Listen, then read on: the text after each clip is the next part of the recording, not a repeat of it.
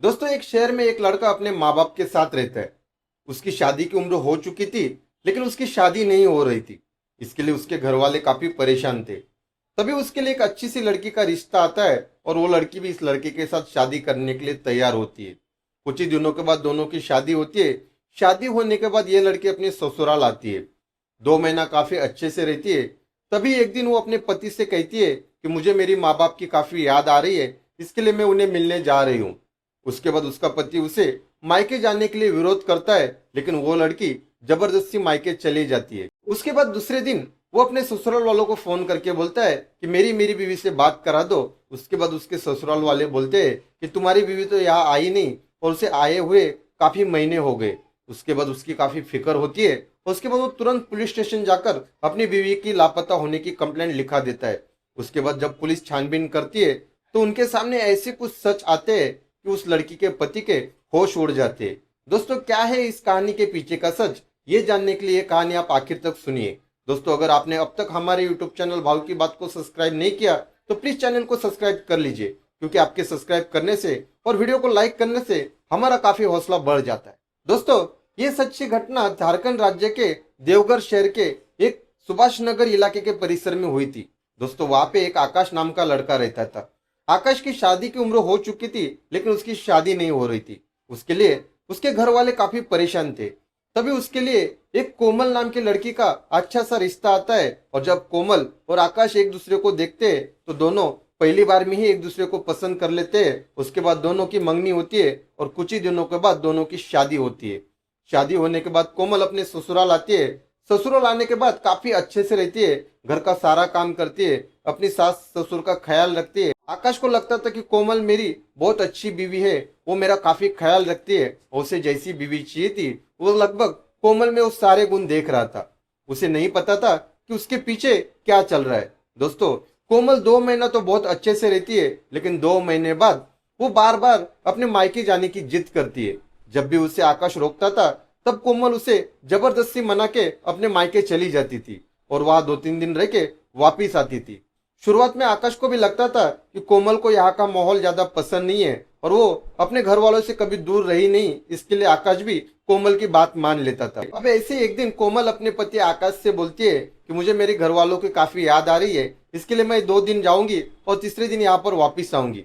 लेकिन आकाश उसे जाने के लिए साफ मना करता है। वो बोलता है कि पिछले हफ्ते में तुम वहां 2 दिन रहकर आई हो, अब तुम्हें जाने की कोई जरूरत नहीं है।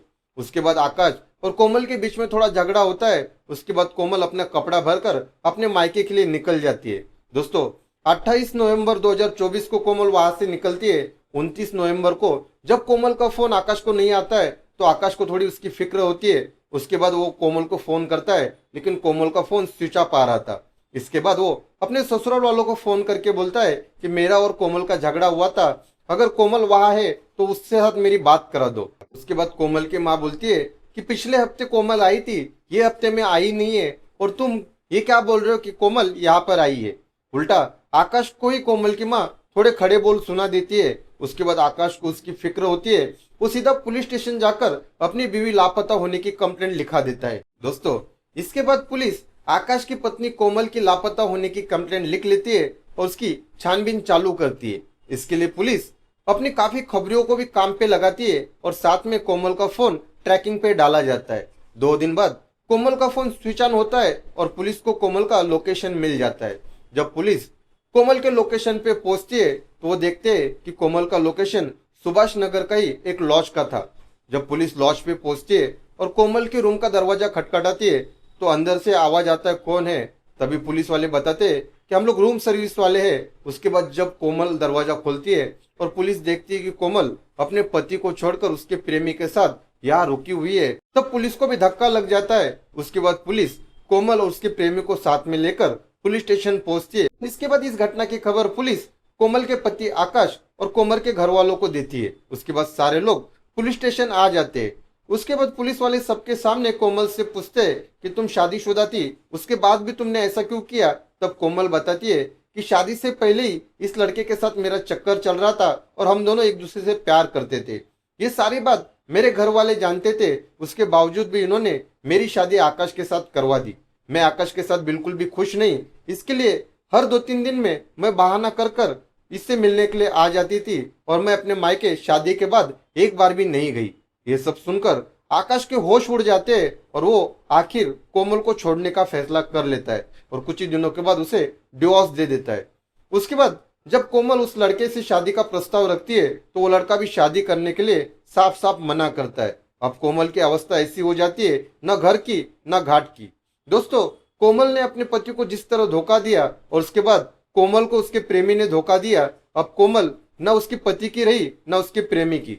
दोस्तों, ये कहानी के ऊपर आपकी क्या राय है ये हमें कमेंट बॉक्स में जरूर लिखिए। दोस्तों, ये कहानी सुनाने के पीछे का मकसद किसी की भी भावनाओं को ठेस पहुंचाना नहीं है, बल्कि हर कहानी से आपको कुछ ना कुछ सीखने मिले और जो समाज में हो रहा है वही सच हम आपको बताने का काम करते हैं। दोस्तों, ये सच्ची कहानी अगर आपको अच्छी लगी हो तो हमारे यूट्यूब चैनल भाव की बात को सब्सक्राइब कीजिए और बेल आइकन को दबाना मत भूलिए। तब तक के लिए अपना ख्याल रखिए, स्वस्थ रहिए। जय हिंद।